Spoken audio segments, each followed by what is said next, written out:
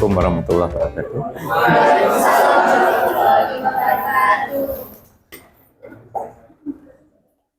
Pada dua pertemuan sebelumnya kita telah mereview ya beberapa yang sudah kita pelajari sebelumnya ya, yaitu tentang sistem bilangan bulat. Yang pertama ya, sebelumnya tentang himpunan fungsi, hubungan relasi fungsi dan operasi ya. Dua topik itu merupakan prasyarat bagi pembahasan kita, baik nanti di grup maupun di ring atau gelanggang berikutnya ya. Hari ini kita akan masuk ke topik utama, yang pertama yaitu tentang grup. Nah, di dalam matematika terutama aljabar, kita akan istilahnya mengabstraksi ya. Jadi ada beberapa contoh, kemudian diabstraksi menjadi suatu konsep yang sifatnya general ya. Nah, demikian juga nanti dengan grup. Nah, karena saya dahului dengan beberapa ilustrasi. Yang pertama coba kita perhatikan ini, yang kalian sudah kenal kemarin ya, yaitu Z dilengkapi dengan operasi tambah. Nah, itu yang pertama. Anda bisa mengumpulkan semua sifat-sifat yang berlaku kalau Z diberi operasi tambah. Sifat apa saja? Nah, demikian juga kalau Q plus terhadap operasi kali, sifatnya apa saja. Nanti ilustrasi ketiga, himpunan semua pemetaan yang bersifat satu-satu dan pada, dilengkapi operasi komposisi atau pemetaan ya. Anggap aja misalnya fungsinya dari pemetaannya dari R ke R lah gitu ya. Nah, itu yang bersifat satu-satu dan pada, diberi operasi komposisi ya. Nah, ada sifat apa saja yang Anda dapatkan ya. Oke, yang pertama, kalau Z dengan operasi tambah ya. Sifatnya yang Anda kenali apa saja? Tertutup. Tertutup itu sifat atau bukan? Tertutup itu sebenarnya sudah implisit di dalam definisi operasi ya. Ingat, operasi pada himpunan A kan dari A cross A ke A ya toh. Nah, berarti kalau tidak tertutup tidak boleh kita sebut operasi kalau by definition ya.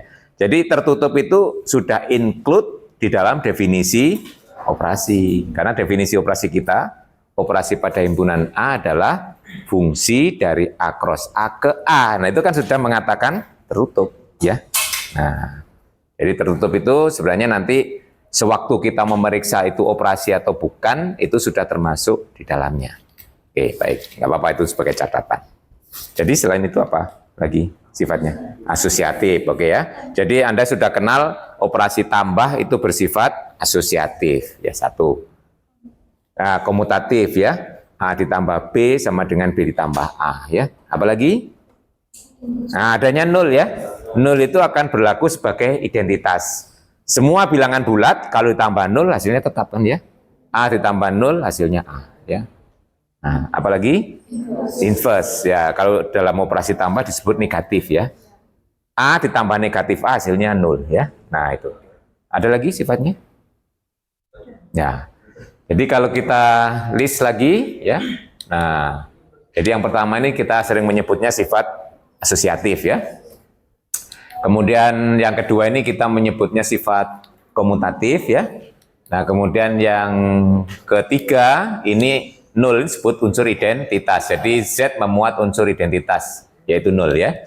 Nah, yang ini kita sebut sebagai inverse. Nah, berlakunya ini ya.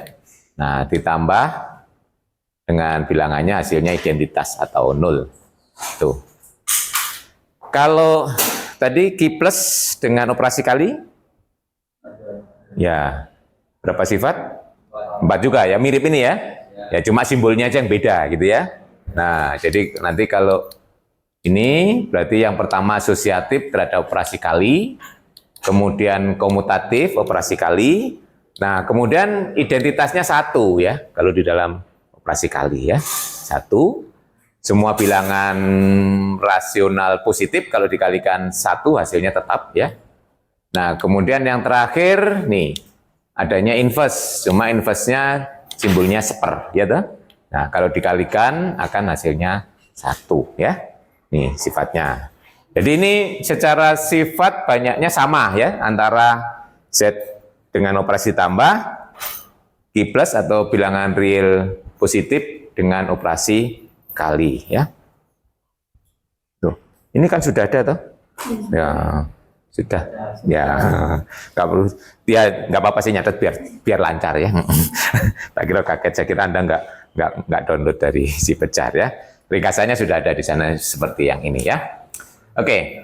Nah, kemudian yang terakhir, kalau kita punya himpunan fungsi yang bersifat satu-satu dan pada dengan operasi komposisi. Masih ingat ya komposisi waktu di sekolah menengah itu ya? Mungkin kemarin di kuliah semester pertama juga diulangi lagi ya tentang komposisi. Nah, sifatnya apa saja?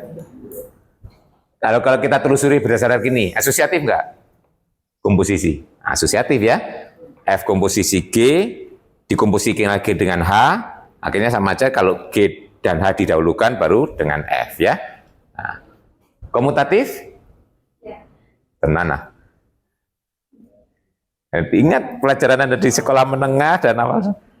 Komposit tidak. Ambil contoh, ya kalau saya punya fx-nya sama dengan x kuadrat, gx-nya sama dengan x tambah 1 saja ya.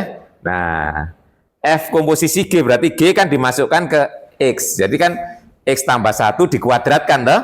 Jadi hasilnya x kuadrat tambah 2x tambah 1. Tapi kalau G komposisi F, F-nya yang dimasukkan ke G. Berarti hasilnya x kuadrat tambah 1. Kan nggak sama toh. Nah, berarti komposisi tidak harus bersifat komutatif ya. Nah, berarti berkurang sifatnya ya. Nah, ada identitasnya pada fungsi? Ada, yaitu fungsi identitas, yaitu kalau kita punya fx sama dengan x ya, ya tetap itu adalah fungsi identitas ya. Semua fungsi kalau dikomposisikan dengan fungsi identitas hasilnya tetap ya. Nah, inverse-nya ada karena dia satu-satu dan pada. Ingat ya di sekolah menengah itu fungsi itu punya inverse jika bersifat satu-satu dan pada ya. Nah, berarti kalau kita bekerja dengan fungsi cuma ada 3 sifat, ya toh? Nah, asosiatif, kemudian identitas, ya, kemudian yang terakhir adanya inverse, ya. Nah, jadi dari 3 ilustrasi ini tadi, yang pertama punya 4 sifat, yang kedua punya 4 sifat, yang terakhir punya 3 sifat. Jadi irisan sifatnya, ya ada berapa? 3. Nah, ini namanya proses generalisasi itu kita ambil kesamaan sifatnya ya. Nah, yang tidak sama kita kesampingkan dulu gitu ya. Nah, yang sama itu nanti kita pakai untuk mendefinisikan konsep baru yang merupakan generalisasi dari ketiga contoh ini ya. Nah, itulah kita sebut grup. Jadi, kalau kita perhatikan tadi ada Z, ada Q+, ada G di sini ya. Nah, itu sebagai himpunan. Kemudian ada tambah, ada kali, ada komposisi, itu sebagai operasi. Dan di sini kita punya sistem, ada himpunan, ada satu operasi. Sifatnya apa? Ada 3 yang kita katakan bersama, yaitu asosiatif, adanya identitas, dan adanya inverse. Nah, ya. Jadi grup itu seperti itu ya. Bayang ya. Jadi ada himpunan, ada operasi, terus 3 sifat. Nah, itulah grup ya. Jadi kalau didefinisikan, himpunannya boleh kosong nggak? Nggak boleh ya. Tadi contohnya kan nggak ada yang kosong ya. Nah, kalau kosong apa yang mau dibicarakan ya? Ya kan. Himpunan kosong itu pasti memenuhi semua sifat yang diberikan, betul? Ya. Paham ya? Barang yang tidak ada itu mesti memenuhi sifat yang dituntut ya, toh? Nah, itu. Itu sama dengan Anda membuktikan himpunan kosong itu subset dari sembarang himpunan ya. Nah, itu. Itu juga mirip itulah kira-kira. Oke, jadi kalau dirumuskan, siapa yang bisa merumuskan lebih ya rapi gitu ya, dengan gaya bahasa Anda sendiri, mendefinisikan grup. Grup adalah, atau bisa juga disebut grup jika kan gitu ya, nah, bisa juga definisi seperti itu. Nah, suatu himpunan yang tidak kosong, ya kan? Dilengkapi dengan satu operasi, memenuhi sifat asosiatif, adanya identitas dan masing-masing unsur punya inverse, itu disebut grup. Gitu ya. Nah, grup adalah kalau gitu ya, adalah himpunan gitu ya kalau dari grup. Grup adalah himpunan yang dilengkapi dengan satu operasi dan memenuhi 3 sifat, yaitu asosiatif, adanya identitas dan masing-masing unsur punya inverse. Gitu kan? Kalau kita menggunakan gaya bahasa kita fleksibel gitu ya, definisi itu yang penting kita mengucapkan jangan menghafal ya. Nah, jadi itu ya. Jadi teman. Jadi kalau saya tulis ulang, kalau saya pakai simbol, nah, himpunan G tidak kosong, dilengkapi dengan operasi bintang, ini untuk membuat simbol ya biar mudah pahami. Disebut grup jika, nah satu, ini menyatakan asosiatif tadi, kalau kita nggak mau mengatakan asosiatif, disebutkan sifatnya begini gitu ya. Yang kedua, terdapat E di G, sehingga E kalau dioperasikan dengan sembarang unsur di G, hasilnya tetap G, baik di kiri maupun di kanan. Nah, yang terakhir, untuk masing-masing di G terdapat H di G, sehingga kalau dioperasikan dengan G, baik di kiri maupun di kanan, hasilnya identitas. Ya. H ini nanti yang kita sebut sebagai inverse dari G. Ya. Nah, ini. Nah, ini. Jadi 3 contoh tadi, ilustrasi tadi termasuk contohnya grup gitu ya sekarang. Nah, dalam struktur aljabar, kenapa kok kita perlu mengabstraksi seperti ini ya? Nah, ini dalam rangka sekarang jargon lagi ngetren ya, efisiensi. Nah, daripada kita mempelajari satu-satu ya. Jadi objek-objek yang mempunyai kesamaan sifat, nah cukup kita pelajari satu saja gitu loh ya. Nah, ini implementasi apa dalam berpikir seperti ini? Dalam kehidupan sehari-hari gitu ya. Nanti kalau kita punya banyak problem, banyak masalah, tapi ternyata masalah itu punya kesamaan sifat, nah cukup kita berpikir satu aja kan, berarti yang lainnya analogi gitu loh ya. Nah, penyelesaiannya sama gitu ya. Nanti pengalaman kita seperti itu biasanya ya, kalau kita, oh pernah saya menyelesaikan kasus seperti ini ya, nah itu ya, nah itu gunanya. Jadi nanti kalau di dalam matematik kita mempunyai sistem yang ada kemiripan sifat, nah kita sudah pengalaman sebelum menyelesaikan, nanti tinggal pakai gitu ya.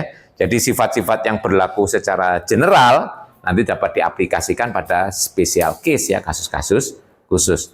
Jadi nanti kalau kita mempelajari sifat-sifat grup secara umum, nanti sifat-sifat itu bisa kita terapkan pada himpunan-himpunan yang membentuk grup gitu loh ya. Nah, jadi nanti semua struktur yang berbentuk grup itu akhirnya mewarisi sifat yang berlaku umum. Jadi kita mempelajari nggak perlu satu-satu gitu ya. Nah, itu keuntungan belajar struktur aljabar itu di situ. Membiasakan kita berpikir general gitu ya. Nah, jadi orang itu nggak mikirnya satu-satu gitu ya. Jadi kasus yang berlaku umum ya cukup dipikir satu saja. Ya. Oke, baik. Contoh-contohnya saya kira banyak ya, yang sudah Anda kenali mulai SD sampai di awal kuliah semester di semester yang lalu. Anda sudah punya banyak pengalaman himpunan yang dilengkapi dengan operasi ya, yang kira-kira nanti membentuk grup. Yang paling familiar adalah bilangan ya, himpunan bilangan ya. Bilangan itu Anda kenal mulai dari bilangan asli, bilangan cacah, bilangan bulat, bilangan rasional, bilangan real, bilangan kompleks gitu ya. Nah, itu semuanya kita cek apakah memenuhi grup atau tidak gitu ya. Nah, kebetulan kalau di dalam bilangan operasi yang familiar buat kita adalah tambah dan kali ya. Nah, itu. Sebagai contoh kalau N itu natural numbers ya, itu 1, 2, 3, 4, 5 dan seterusnya. Nah, terhadap operasi tambah, grup atau bukan? N ya, 1, 2, 3, 4, 5 terhadap operasi tambah. Nah, tidak, mengapa? Nah, tidak punya unsur identitas. Asosiatif ya, gitu. Nah, seperti ini ya, kalau hanya berlaku sifat asosiatif, itu tidak sampai membentuk grup, bisa kita sebut sebagai semi grup. Ya, jadi berlaku sifat asosiatif. Jadi grup juga pasti semi grup ya. Nah, karena grupnya semi group ini sekedar tambahan ya. Nanti itu nggak terlalu penting, yang penting grupnya gitu ya. Nah, ini kosakata baru aja nanti biar Anda kenal kalau ada orang ngomong semi group itu apa ya. Semi group itu sebenarnya himpunan dilengkapi satu operasi, kemudian berlaku sifat asosiatif. Itulah semi group ya. Contohnya tadi N. N itu hanya semi group tapi nggak membentuk grup gitu. Ya itu. Kemudian N kalau terhadap operasi kali. Ya. Grup atau bukan? Bukan. Identitasnya tapi ada kan ya? Satu. Yang nggak ada, inverse. Nah, jadi asosiatif berlaku, perkalian kan berlaku ya. Kemudian ada identitas tapi inverse nggak. Nah, yang seperti ini disebut monoid. Nah, jadi monoid itu ada dua sifat yang dituntut ya. Asosiatif dan ada unsur identitas. Jadi grup termasuk monoid. Nah, N terhadap operasi kali termasuk monoid tapi yang bukan grup. Ya, gitu ya. Nah, contohnya. Monoid pasti semi group, betul ya? Karena monoid punya dua sifat, asosiatif dan adanya identitas. Semi group cuma dituntut satu sifat ya. Nah, jadi N terhadap tambah itu hanya berlaku sifat asosiatif ya. Jadi dia sebatas strukturnya semi group. Kemudian N terhadap kali punya sifat asosiatif dan ada unsur identitas. Punya dua sifat itu. Dia bukan grup tapi sebatas monoid ya. Nah, itu. Ini contoh yang, jadi kalau kita punya konsep itu harus tahu contoh yang tidak. Contoh yang tidak, contoh yang iya. Kalau tidak kita harus punya argumentasi mengapa tidak. Berarti ada syarat yang tidak dipenuhi gitu ya. Tuh nanti kalau berargumentasi gitu. Jadi kalau mengatakan tidak mesti ada yang tidak terpenuhi dari sekian banyak syarat ya. Oke. Kemudian ke atas lagi cacah ya. Cacah itu 0 masuk ya. Terhadap tambah grup bukan? Bukan ya toh. Dia ada identitasnya tapi negatifnya nggak ada ya toh. Nah, jadi sebatas monoid ya. Nah, cacah. Kemudian terhadap kali ya bukan grup, nggak punya inverse juga. Tapi dia monoid, satunya ada di situ ya. Satu dikalikan unsur yang lain kan hasilnya ya tetapkan ya. Oke. Nah, sekarang ke Z ya. Z tadi sudah kita beri ilustrasi dia terhadap tambah grup ya. Nah, dan dia punya kelebihan sifat ya. Grup itu kan cuma dituntut 3 sifat. Dia kelebihan satu yaitu komutatif. Nah, grup yang semacam itu kita beri nama khusus yaitu grup komutatif ya. Nah, jadi sifatnya nggak diabaikan ya, tapi cuma grup dengan tambahan sifat komutatif kita sebut grup komutatif atau grup Abel. Jadi kalau dalam bahasa Inggris Abelian group. Ya karena yang memberikan konsep awalnya itu Pak Abel gitu ya. Masuk Abelian ya. Kok saya jadi Herian gitu ya. Pak Abel jadi Abelian ya, Abelian group. Nah, jadi itu nanti ya. Nah, ini jadi kalau grupnya itu bersifat ini operasinya komutatif, nah maka disebut grup komutatif atau grup Abel ya. Nah, jadi Z terhadap operasi tambah termasuk grup Abel ya. Abel, oke. Z terhadap kali grup bukan? Kali yang enggak tahu. Inverse-nya 2 berapa? Enggak ada di Z ya. Nah, jadi terhadap kali dia sebatas monoid ya toh? Ya, satunya ada ya. Kali. Jadi bukan grup. Jadi Z itu terhadap tambah grup tapi terhadap kali bukan ya. Oke. Terus kita naik sendiri sedikit. Q ya. Q secara keseluruhan. Tadi kan hanya kita ambil Q plus ya. Sekarang Q. Q terhadap operasi tambah. Grup bukan? Grup. Semua lengkap ya. Nah, jadi asosiatif bahkan grup Abel ya, kan komutatif ya. Nah, identitasnya 0, negatifnya juga ada. Q terhadap kali. Iya apa enggak?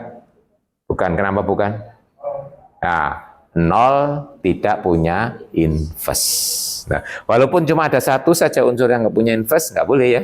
Karena di situ setiap unsurnya atau semua unsurnya punya inverse. Nah, seperti ini di matematik dia disiasati, nolnya dikeluarkan. Ya, makanya nanti agar menjadi grup adalah himpunan bilangan rasional yang tidak nol. Nah, non-zero rasional numbers, ya toh? Set of non-zero rasional numbers. Jadi himpunan dari semua bilangan real yang tidak nol. Nah, itu ya. Yang mengganggu kan nolnya. Nolnya keluarkan aja, gitu ya. Nah, ya, karena itu mengganggu. Jadi kalau nolnya dikeluarkan aman, ya toh? Nah, jadi contoh tadi Q plus memang nggak ada nolnya kan ya.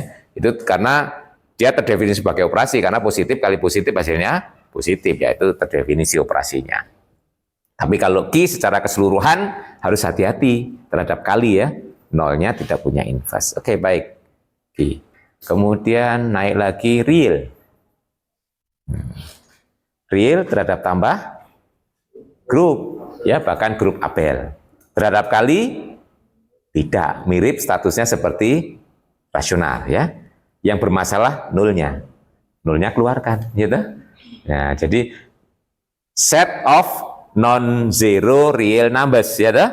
Jadi himpunan dari bilangan real yang tidak nol terhadap operasi kali akan membentuk grup Abel, ya.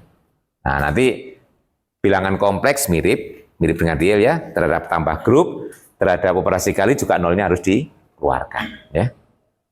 Nah, itu contoh-contoh dari grup yang komutatif. Ya, saya singgung lagi yang kemarin sudah saya ingat. Zn. Nah, ya toh? Zn terhadap tambah grup atau bukan? Grup. Ya, terpenuhi. Saya beri ilustrasi kalau Z5 misalnya terhadap tambah ya. Nah, negatif dari 1 berapa di Z5? 4 ya. Negatif dari 2 3, negatif dari 3 2. Jadi negatif 4, 1. Jadi nanti kalau di dalam Z5 kita nulis min 1 itu sama dengan 4. Ya, jadi kalau punya 4 diganti min 1 boleh itu kalau di Z5 gitu ya. Nah kalau di Zn negatif dari A, N min A ya, karena A ditambah N min A itu kan N. N itu 0 kan ya. Nah kelasnya ya itu ingat ya. Nah sekarang kalau terhadap kali, ya, Zn itu grup atau bukan? Bukan. Yang bermasalah, sekarang kalau nolnya saya keluarkan. Seperti bilangan real tadi. Jadi, misalnya Z4, nolnya dikeluarkan. Grup atau bukan? Bukan, tetap bukan. Kenapa? 2 di sana nggak punya inverse. Ya, kemarin sudah kita lihat ya di tabelnya. 2 kali berapa sama dengan 1? Nggak ada kan? Nah, jadi hati-hati Zn itu ya. Nah, jadi nah, kalau sekarang kita kembali kemarin. Sekarang kalau dari Zn kita kumpulkan yang punya inverse saja. Kemarin kita sebut apa itu? UN, ya toh? UN ya. Nah, misalnya U4. U4 itu isinya kan cuma 1 dan 3. Grup atau bukan? Grup ya toh. Nah, berarti itu UN ya, UN. Nah, secara umum nanti bisa dibuktikan karena UN itu isinya adalah sebenarnya bisa kita pandang anggota Zn yang punya inverse atau yang relatif prima dengan N ya, kemarin ya sama definisinya itu ekivalen ya. Karena punya inverse itu ekivalen dengan mengatakan relatif prima ya, kemarin sudah kita buktikan ya. Itu contoh lain grup yaitu UN ya, UN. Anda bisa mencari contoh grup yang tidak komutatif tadi selain fungsi. Tadi kan sudah ada fungsi ya, tidak komutatif ya. Ada lagi? Matriks persegi. Operasinya kali. Apakah semua matriks persegi? Nah, ingat, Anda waktu kuliah di aljabar linier elementer. Terhadap operasi kali, kapan matriks itu punya inverse? Kalau determinannya tidak nol. Berarti harus kita kumpulkan matriks persegi yang determinannya tidak nol ya. Nggak semua ya, kayak tadi harus disortir yang tidak punya inverse. Kebetulan kalau bilangan real rasional yang tidak punya inverse nolnya aja dikeluarkan gitu ya. Nah, kalau di matriks persegi ya. Nah, di situ determinan tidak nol saja yang kita kumpulkan, yang nol enggak. Karena yang determinan nol enggak punya inverse. Nah, himpunan matriks yang determinannya tidak nol disebut apa itu kalau dalam contoh di buku? Iya, ini disebut grup. Memenuhi grup. Sebut itu simbolnya gitu ya. Simbolnya apa? GL ya. Nah, GL NR misalnya ya. Nah, N itu ukuran matriknya. Jadi kalau matriknya 2 kali 2 berarti GL 2R misalnya kan ya. Nah, itu GL ya. Oh, GL. Itu singkatan dari general linear ya, GL itu ya. General linear ya. Itu sebenarnya simbol yang ada di aljabar linear, cuma kemarin mungkin Anda nggak familiar waktu aljabar linear, belum dikenalkan ya. GL ya. Jadi GL, N itu ukuran, R itu bisa diganti, bisa R, bisa Q, yang penting nanti strukturnya mirip bilangan real itu ya, yang punya inverse ya. Nah, bisa Q, bisa R, nanti bisa yang lain tergantung ya. Nanti bahkan bisa diganti oleh ZP prima gitu ya. Oke. Itu GL. Nah, jadi ini menuliskan ya. Misalnya kalau saya punya simbol GL2R, nah itu berarti matrik 2 kali 2 gitu ya. Di sini A, B, C, D-nya anggota R, tapi AD min BC tidak 0, gitu kan ya? Nah, secara umum kalau GLNR nanti matriknya N kali N, entry-nya berada di R, ini ditulisnya determinan tidak 0 ya. Nanti determinan ngitungnya kalau 2 kali, tidak 2 kali 2 ya nggak seperti itu ya. Anda bisa pakai metode yang lain. Kalau 3 kali 3 pakai series bisa, atau secara umum pakai ekspansi ya, baris atau kolom ya. Nah, itu Anda sudah belajar mencari determinan ya. Ya, paling tidak itu. Nah, ini kemudian ada yang mirip dengan simbol GL, yaitu yang kita kumpulkan cuma matrik yang determinannya 1. Apa simbolnya itu? SL ya. Jadi ada simbol SL ya. Nah, kalau SL itu determinannya 1 ya. Misalnya saya pakai yang 2 saja ya, yang gampang nuliskannya. CD, A, B, C, D-nya anggota R. Yang di sini AD dikurangi BC sama dengan 1. Nah, di sini terhadap operasi kali matrik tetap tertutup ya, tetap terdefinisi sebagai operasi karena matrik kalau determinannya 1 dikalikan matrik yang determinan 1 juga tetap determinan 1 ya. Ingat hukum determinan ya. Determinan dari perkalian matrik adalah hasil kali dari determinan masing-masing kan. Determinan dari A kali B akan sama dengan determinan A dikalikan determinan B. Dengan demikian kalau A determinannya 1, B determinannya 1, A kali B determinannya juga tetap 1. Makanya itu operasi kalian terdefinisi di situ ya. Nah, demikian juga identitasnya juga masuk di SL. Kenapa? Karena matrik identitas, sini kalau 2 kali 2 kan 1, 0, 0, 1, itu determinannya 1. Berarti matrik identitas juga masuk di SL kan. Nah, kemudian kalau kita punya matrik determinannya 1, inverse-nya pasti determinannya 1. Kenapa? Determinan dari A inverse itu sama dengan seper dari determinan A, betul? Nah, itu ingat hukum-hukum determinan ya. Ya, 1/1 ya tetap 1 kan? Jadi kalau matrik A itu determinan 1, inverse dari A determinannya juga 1. Dengan demikian inverse dari matrik yang di SL juga tetap berada di SL, gitu ya. Jadi SL akhirnya juga memenuhi definisi dari grup, gitu ya. Ini contoh, beberapa contoh yang spesial, ya. Nanti contoh-contoh yang lain banyak. Ini ada yang disinggung simbol DN. Itu juga termasuk contoh grup yang tidak komutatif. Ada yang sudah baca DN? Apa itu DN? Ayo, DN. Ada itu, bahkan itu ada ilustrasi sebelum masuk ke definisi grup, ya. Dehidral. Nah, kemudian di bukunya Galian itu diberi ilustrasi dehidral yaitu D4. Nah, ini sebenarnya pelajaran dehidral itu sudah Anda dapatkan mulai SMP. Cuma dulu nggak diberi nama dehidral, gitu ya. Waktu itu diberi nama transformasi, ya. Ya, ada rotasi dan ada refleksi terhadap sumbu, betul? Nah, itu. Ya. Nah, jadi kalau kita punya persegi, ya persegi ya, persegi. Nah, ada berapa macam rotasi di sana?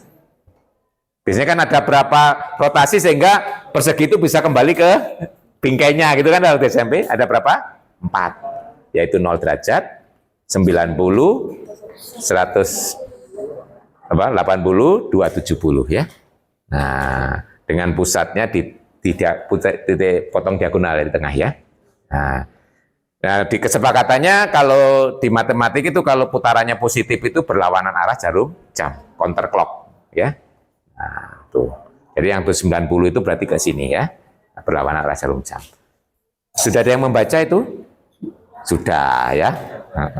Kemudian atas ada 4 sumbu simetri juga toh, yang vertikal, yang horizontal dan diagonal pertama, diagonal kedua itu adalah sumbu simetri ya, yang ada di persegi. Nah, rotasi dan sumbu simetri, jadi rotasi ada 4, sumbu simetri kita juga punya 4. Nah, 8 unsur ini kita himpun, itulah jadi anggota D4 ya. Nah, D4. Jadi himpunan D4 itu terdiri dari 4 macam rotasi tadi dan 4 macam sumbu simetri. Fungsinya apa? Operasinya apa? Ya komposisi. Kalau di SMP dulu namanya dilanjutkan, betul ya? Ini dilanjutkan itu kan ya. Followed by kalau di dalam bukunya Galian, diikuti oleh gitu ya. Nah, itu contoh ya. Nah, mungkin kalau bagi yang belum baca ini termenung. Kalau sudah baca, dan ini saya bukakan bukunya Galian yang memuat itu ya. Nah, bagi yang sudah silakan dibuka yang memuat itu ya. Sebentar, saya dari ini biasanya mudah dari daftar isi.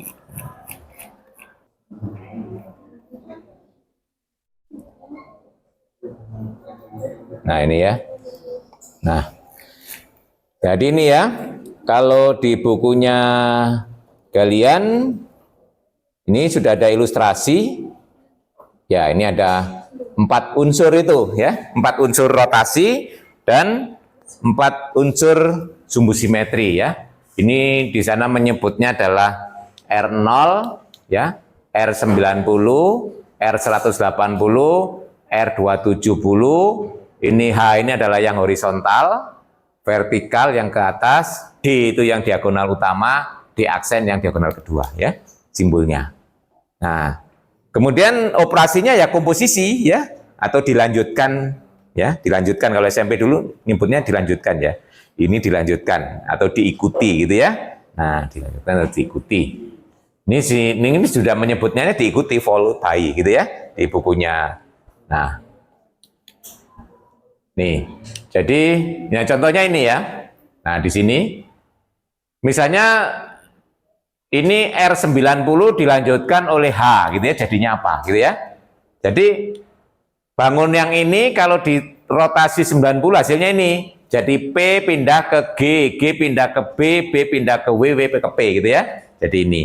Kemudian ini oleh horizontal menjadi W pindah ke P, ini bertukar tempat. B dengan G juga bertukar tempat. Nah, jadi sekarang kita baca ini. Hasil komposisi itu berarti dari awal ke akhir ini. Efek oleh siapa kan gitu ya. Nah, jadi di sini P-nya tetap, B-nya tetap. Tapi yang bertukar adalah G dan W. Berarti kan, nah ini direfleksikan terhadap D, diagonal toh. Nah, berarti ini R90 dilanjutkan oleh H itu hasilnya D gitu ya. Nah, itu operasinya seperti itu.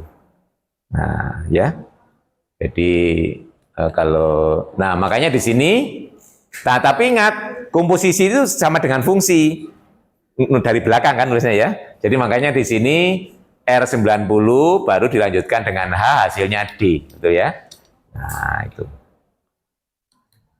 Oke. Nah, jadi nanti kalau ditulis, nah tadi hasilnya ini. H dengan R90 hasilnya D, itu yang di bulat ini. Ini tabel lengkapnya ini, Anda sudah bisa menyimak ya nanti di buku, ini sudah ada. Nah, jadi akhirnya kita punya tabel. Nah, tabel dari operasinya ya. Nih. Nah, ini kalau nanti ingin mencoba ya dicobai satu-satu cocok nggak gitu ya. Nah, tapi ini sudah ada. Nah, tabel semacam ini biasa kita pakai ya. Kemarin kita juga bisa membuat tabel tambah dan kali ya di ZN ya. Ini yang sering disebut dengan tabel apa? Tabel operasi itu sering disebut tabel Cayley ya. Nah, Cayley ya, karena Pak Cayley dulu yang ngajari pertama gitu ya.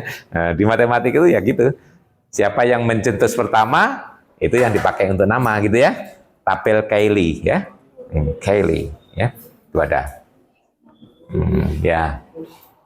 Nah, ini contoh. Ini adalah contoh grup yang tidak harus komutatif juga ya. Nah, ini kebetulan anggotanya 8. Nah, Anda nanti bisa juga membuat yang lebih sederhana untuk segitiga sama sisi ya. Anggotanya cuma 6, ya toh? Kenapa? Rotasinya cuma ada 3, sumbunya juga 3. Nah, itu nanti disebut D3, ya toh? D3. Jadi Dn sebenarnya berbasis pada segi n beraturan ya. Jadi kalau D4 ini berarti segi 4 beraturan itu berarti persegi ya. Ini berbasis pada persegi, nanti D3 berbasis pada segitiga sama sisi ya. Nah, nanti kalau ingin mencoba silakan D3 dibuat ya. Nah, D3 dibuat tabelnya. Nah, jadi di situ mungkin menamakannya kalau rotasinya standar ya. Kalau di D3 berarti R0, R berapa? 120 ya. Dan 240 ya.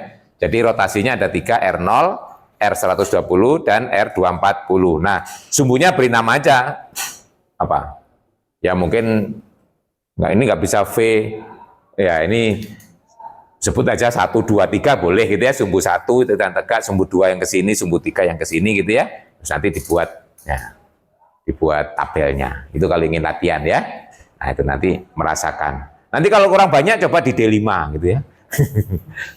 Iya, D5 anggotanya 10 ya, lebih banyak lagi ya. Nah, ini berarti nah kita sudah punya banyak contoh ya, grup baik yang komutatif maupun tidak. Nanti sambil jalan nanti akan semakin berkembang gitu ya, banyaknya contoh-contoh itu nanti akan kita. Nah, nanti untuk grup yang komutatif itu biasanya kita sering pakai ZN itu ya sebagai ilustrasi. Nanti yang tidak komutatif ya kita pakai dihedral atau fungsi ya.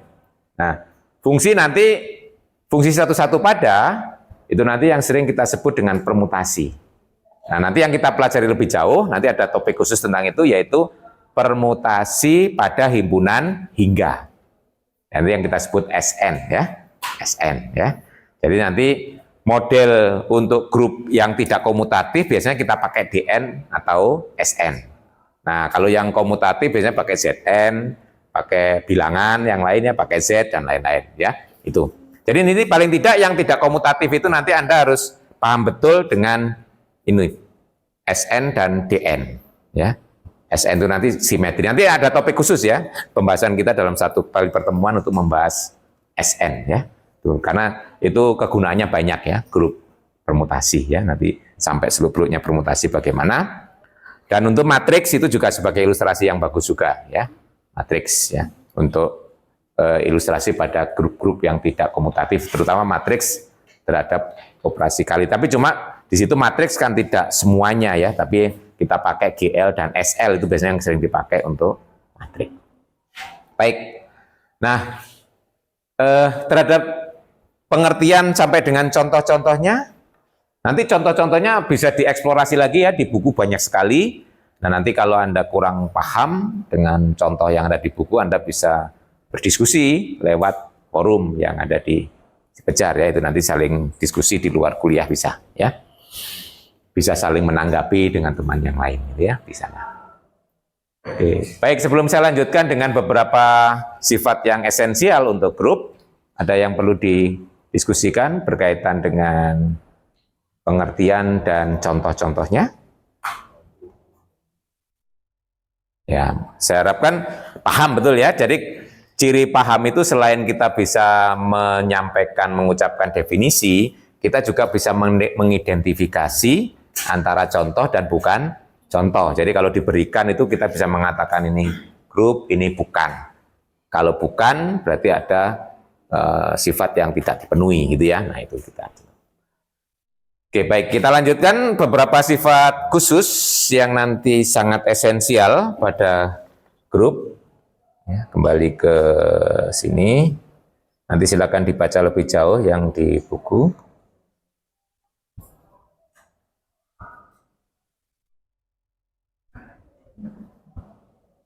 Jadi contoh-contoh grup nanti juga ada ringkasannya di sini. Oke, kita masuk ke sifat-sifat dasar ya.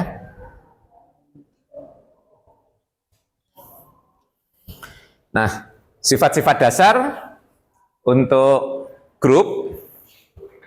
Nah, sifat yang pertama itu berkaitan dengan identitas ya. Kalau kita perhatikan contoh-contoh grup kita tadi, identitasnya itu tiada duanya ya. Nah, alias tunggal. Jadi kalau ya tunggal itu jadi penting. Kenapa? Karena ya makanya disebut dengan identitas. Jadi kalau identitas itu nggak tunggal ya biasanya bermasalah gitu ya. Identitasnya apa gitu ya. Nah, seperti nama aja kalau sudah nama kita itu ada yang mengembari gitu kan sudah bingung gitu ya. Apalagi sekelas gitu ya. Saya sering dulu kalau di SD itu diberi inisial A, inisial B gitu ya. Nah, ya, jadi misalnya nama-nama dulu kan banyak yang populer ya di desa itu. Terus dulu namanya kan pendek-pendek gitu ya. Kalau sekarang karena panjang kombinasi dari kata, mungkin kata depannya aja yang sama, tengah belakang beda gitu ya. Jadi nggak sampai persis itu jarang sekarang kalau nama persis.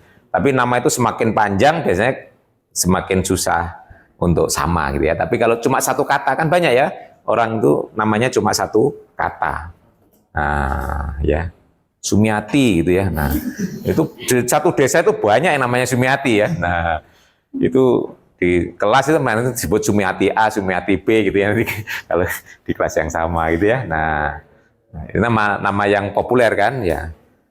Sekarang kalau Sri sudah banyak terusannya. Kalau Sri saja itu banyak ya. Nah, identitas tunggal. Jadi kalau kita punya grup, identitas itu ada duanya ya. Nggak mungkin suatu grup itu punya identitas lebih dari satu. Coba perhatikan misalnya Z terakhir tambah. Nolnya itu cuma itu aja, ya toh. Satu pada perkalian itu ya cuma satu sendiri gitu ya. Nah, bagaimana cara membuktikan ketunggalan strateginya? Ingat waktu kuliah logika dan pembuktian dulu ya. Kalau kita ingin membuktikan ketunggalan, strateginya adalah dimisalkan ada dua, ditunjukkan sama, gitu ya. Nah, jadi di sini kalau kita punya grup G misalnya ya, dimisalkan grup G itu punya dua identitas, misalnya E dan F ya. Terus kita tunjukkan E sama dengan F, gitu ya. Nah, itu cara membuktikan ketunggalan ya. Jadi misalkan E dan F identitas di grup G ya, grup G. Nah, berarti E itu kalau dikalikan semua unsur di G, misalnya A semuanya di G, berarti hasilnya tetap A juga. F juga demikian. Berarti E kalau dikalikan dengan F, hasilnya juga tetap F. F dikalikan dengan E, karena F-nya identitas, hasilnya tetap E gitu ya. Jadi di sini, karena E identitas, kita pakai E-nya dulu, identitas di G, maka nah E dikalikan F akan sama dengan F dikalikan E sama dengan F. Betul ya? Nah, karena EA sama dengan AE sama dengan A untuk setiap A di G. Berarti A-nya kalau kita aplikasikan pada F, berlaku juga. Demikian juga karena F itu juga identitas di G, maka nah sekarang yang bertindak identitas F, berarti F dikalikan E sama dengan E dikalikan F sama dengan E, gitu ya. Nah, jadi sekarang kita bisa menggunakan transitif. E itu sama dengan EF, ini EF sama dengan F, gitu ya. Nah, jadi selesai buktinya. E sama dengan EF, EF-nya sama dengan F, ya. Nah, selesai. Nah, itu berarti ini sudah menunjukkan identitas itu tunggal. Jadi karena kita misalkan ada dua identitas yaitu E dan F, ternyata di terakhir kita bisa menunjukkan E dan F sama. Berarti identitasnya tunggal. Yang kedua, berlaku hukum penghapusan, ya, konselasi. Ya, ini bayangkan aja tadi pada tambah maupun kali yang membentuk grup itu ya. Nah, contoh di bilangan rasional. Nah, kalau kita punya AB sama dengan AC, itu kan B sama dengan C karena dikalikan dengan 1/A toh. Nah, 1/A itu adalah inverse. Nah, jadi sini cara membuktikan hukum konselasi ya tinggal menyalikan inverse-nya aja kan. Nah, di sini diberikan hukum penghapusan kiri maupun kanan. Kenapa? Karena grupnya kan tidak harus komutatif toh. Jadi makanya berlaku penghapusan kanan, penghapusan kiri. Kalau grupnya komutatif ya cukup kiri saja, kanan sudah terwakili gitu ya. Nah, di sini makan kiri. Nah, ini saya kira yang pertama ini buktinya mudah, cukup dikalikan dengan inverse A di kiri. Ya. Yang ini dikalikan inverse A di kanan, selesai ya. Nah, itu. Oke, penghapusan. Nah, yang ke teorema penting lagi ketika ketunggalan inverse ya. Nah, kita lihat dari fenomena grup yang kita kenali, kita nggak akan pernah mendapatkan inverse-nya lebih dari satu juga ya, unsur ya. Contohnya dalam bilangan real atau rasional, 1/, itu cuma ada satu ya kan. Nah, 1/2 ya, 1/2 itu aja nggak ada nilai lain gitu ya. Inverse dari matriks juga demikian ya. Pernah kita menghitung inverse dari suatu matriks mendapatkan dua macam matriks yang berbeda? Kan nggak pernah juga toh. Nah, ini menunjukkan bahwa kalau kita punya grup, inverse dari masing-masing unsur juga tunggal. Ini juga hampir sama membuktikan ini. Nah, tapi ini lebih mudah bisa digunakan hukum konselasi. Ya. Jadi seandainya A itu punya dua inverse, misalnya inverse yang pertama itu B, inverse yang kedua itu C, ya. Berarti kan AB sama dengan BA sama dengan E, AC sama dengan CA sama dengan E, ya. Karena AB sama dengan AC, loh ya, hukum konselasi berarti B sama dengan C, ya. Jadi pembuktian ini juga mudah dengan menggunakan konselasi. Jadi ini sistematika dalam matematik itu biasanya kalau kita sudah punya hukum sebelumnya bisa dipakai untuk membuktikan hukum berikutnya, ya. Jadi membuktikan ketunggalan inverse bisa kita pakai hukum penghapusan, ya. Jadi sini tadi misalnya B dan C itu inverse dari A kan kita punya AB sama dengan E, AC juga sama dengan E. Nah, di cancel A-nya jadi B sama dengan C, selesai ya. Oke, ini hukum-hukum dasar ya. Nah, masih ada lagi. Wah, ini kurang ke bawah. Namanya bagus. Yang coba dilihat di buku ada Stokes property ya. Ini sifat yang penting yang saya tulis ulang ya. Yang penting aja bawah tuh. Jadi simbol inverse AB inverse sama dengan B inverse A inverse.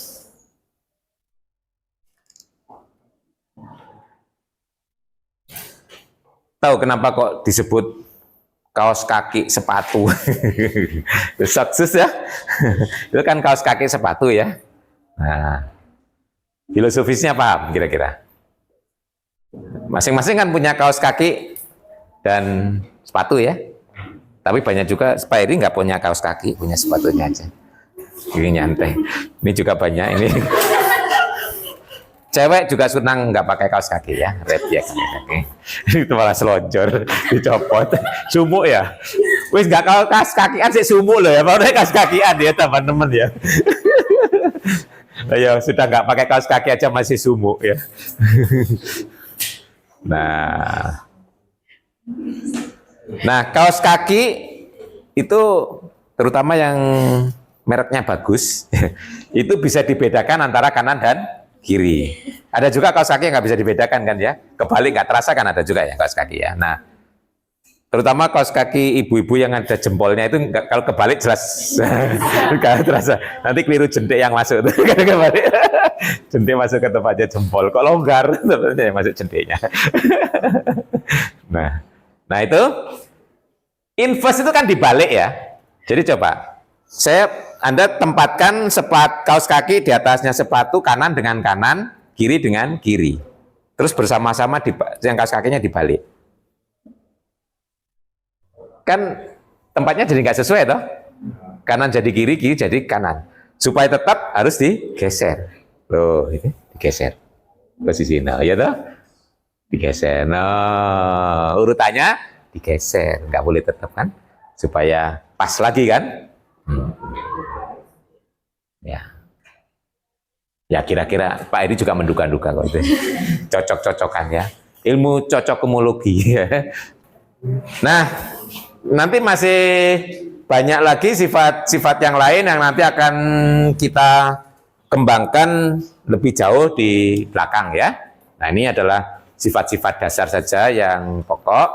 Nah, nanti silakan Anda baca lebih jauh di buku, ya bukunya Galian tadi ya. Nah, ini masih bisa dipetani lagi ya, diinvestigasi isinya apa saja gitu ya. Nah, di grup tadi ya. Termasuk contoh-contohnya tadi masih cukup banyak. Nah, ini ada ilustrasi juga pemakaian bentuk-bentuk grup ya. Nanti bagi yang ingin cari inspirasi project ya. Nah, Pak Eri kan sudah beritahu memberi tugas project ya. Nah, itu inspirasi contohnya ini di sini banyak ya. Nanti kalau Anda mau pemakaian itu, bentuk-bentuk grup itu ya, implementasinya, di sebelum itu juga banyak, silakan nanti dibaca, terus cari sumber yang lain lagi ya, supaya lengkap. Ilustrasinya banyak. Ini, contohnya ini juga membentuk grup itu ya. Ya.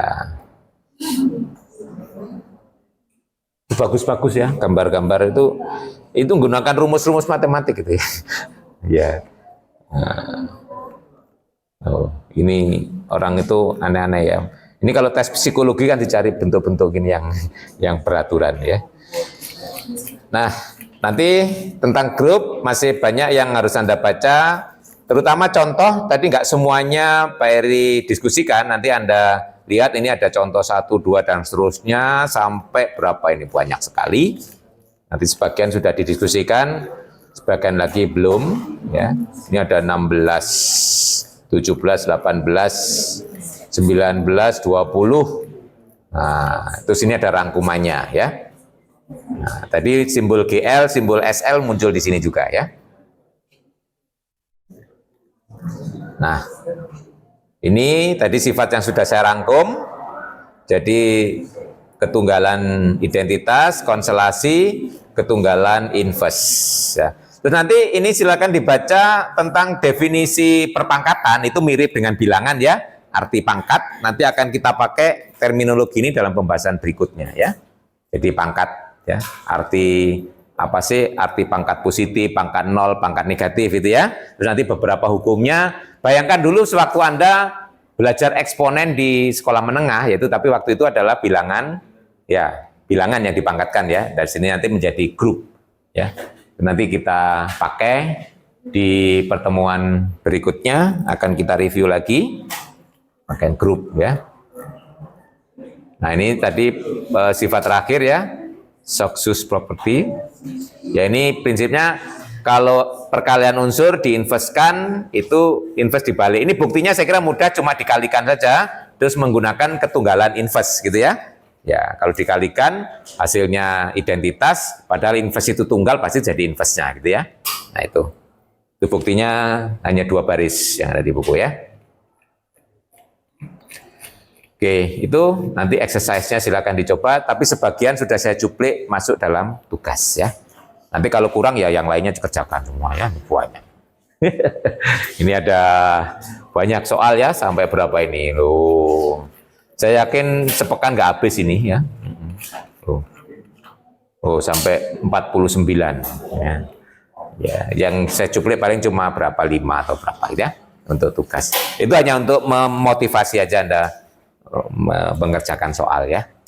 Ya, salah satu cara untuk memperlancar belajar itu ya dengan latihan soal. Kalau di matematik itu nggak ada cara lain lagi. Hafal teorinya saja itu nggak cukup ya. Nah, tapi bagaimana kita mengimplementasikan dalam soal ya. Karena matematik itu yang terpenting adalah problem solving skill ya. Nah, jadi terampil dalam memecahkan soal, memecahkan masalah. Ya, ini tantangannya itu ya. Ini soalnya kan diberikan. Nanti kalau Anda membuat skripsi, soalnya buat sendiri gitu ya. Nah, ya toh. Nanti kalau membuat skripsi, masalahnya dibuat sendiri, diselesaikan sendiri gitu ya. Nanti baru dipresentasikan. Itu ya kalau sudah buat skripsi ya. Ya kalau orang penelitian matematik itu sebenarnya ya. Jadi makanya waktu kita belajar itu masih dibantu. Problemnya diberikan gitu ya, itu waktu belajar. Nanti pada saat penelitian, problemnya merumuskan sendiri gitu ya. Nah, sampai level S3 pun juga begitu ya. Cuma mungkin level problemnya aja yang beda ya. Nah, itu. Jadi Anda nanti sekolah S2 juga begitu, tetap membuat soal terus diselesaikan sendiri. S3 juga demikian. Membuat soal diselesaikan sendiri gitu ya. Nah, itu kurang gawean ya. Ya memang hidup itu penuh dengan persoalan ya. Nah, yang penting kita bisa merumuskan soal itu dengan baik, kemudian mencari solusinya, itu latihannya yaitu ya. Nah itu. Dalam sehari-hari orang kan kadang-kadang nggak bisa menyelesaikan soal itu karena nggak paham ya. Maksud soalnya apa gitu ya. Nah itu makanya orang matematik latihannya ya pertama memahami soal, kedua merencanakan menyelesaikannya, ketiga terus implementasinya, yang terakhir diperiksa kembali. Itulah langkah-langkahnya Pak Polia ya.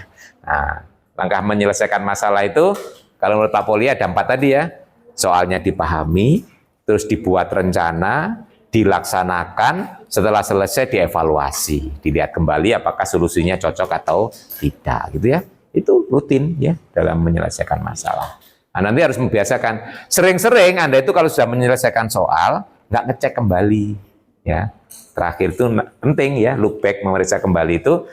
Mengapa? Karena ada kemungkinan salah ngitung ya toh. Nah, salah mengimplementasikan rumus, salah masukkan gitu ya. Nah, itu penting ya.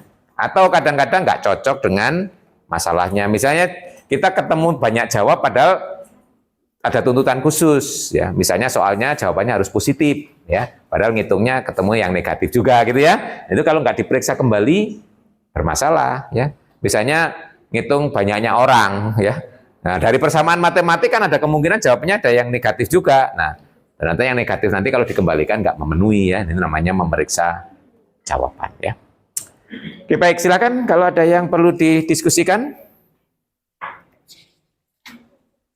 Besok kita lanjutkan dengan topik berikutnya apa? Subgroup ya. Nah, subgroup itu ya seperti yang Anda jumpai pada sistem di aljabar linier ya. Anda punya ruang vektor, terus punya sub ruang. Nah, kalau saya tanya, sub ruang itu apa? Himpunan bagian dari ruang vektor yang membentuk ruang vektor, betul? Nah, itu. Bisa ditebak. Subgroup apa? Himpunan bagian dari grup yang membentuk grup gitu kan. Loh. Jadi matematik itu analoginya cukup enak ya. Nanti di ring juga demikian ya, akan masuk lagi subring gitu ya. Nah, subgroup ya. Jadi kalau kita sudah pernah dapat satu, yang lainnya tinggal dianalogikan gitu ya. Nah, itu apa dan seterusnya. Baik, silakan kalau ada yang rupanya wis ngantuk ya. Kuliah matematika sore-sore gitu ya. Ya tergantung Anda, kalau otaknya nggak jalan ya ngantuk ya, kalau otaknya berputar ya bisa nggak ngantuk gitu ya. Nah, aktivitas otak pengaruh juga ya. Kalau mikir walaupun tengah malam itu juga nggak ngantuk gitu ya. Nah, tapi walaupun pagi kalau nggak mikir ya ngantuk, angop terus juga gitu ya. Nah itu ya, jadi aktivitas otak juga pengaruh terhadap ngantuk atau tidaknya kita. Baik, silakan kalau ada. Nah, kalau tidak ada bisa diakhiri. Ya, semoga tetap semangat, disiapkan untuk besok. Ini saya masih memungkinkan apa tidak besok kuliah ya, tapi kalau enggak nanti mungkin ngerjakan tugas isi pejar gitu ya. Karena besok itu ada visitasi akreditasi S2 Pendidikan MAT. Nah, Pak Eri termasuk tim porangnya gitu ya. Nah, tapi nanti kalau tadi saya nyocokkan jadwalnya. Kalau pas itu nggak bisa ditinggal harus ngadepi asesor itu kan kayak di sidang gitu kan ya, tim porang gitu ya. Harus klarifikasi data-datanya ya. Nanti terpaksa harus saya buatkan isi pejar online gitu ya. Nah, dan online-nya pun nggak mungkin sinkron ya kalau pas saya ngadepi asesor masa sambil sebentar Pak saya. Ya, nanti dilihat aja di si pejar ya. Nanti besok pagi sebelum kuliah dicek dulu di si pejar. Nanti kalau online Anda bisa bekerja di mana saja gitu ya. Oke. Yang jelas kuisnya tetap ada walaupun online ya. Mesti cuma penyampaian materinya aja mungkin yang seperti ini di kelas begini nanti besok bisa dalam bentuk apa gitu ya. Ya, yang jelas materinya tentang subgroup ya. Minimal kan bisa saya ambilkan video tahun lalu gitu ya. Yang tentang subgroup ya itu kan bisa juga Anda lihat video terus kemudian ngerjakan tugas gitu ya. Itu paling tidak ya. Nah, kan saya punya dokumen video banyak tentang kuliah grup gitu ya. Oke, banyak. Oke, saya kira cukup. Insya Allah kita ketemu lagi besok, entah tatap muka maupun online nanti tergantung situasi ya. Oke, Assalamualaikum warahmatullahi wabarakatuh.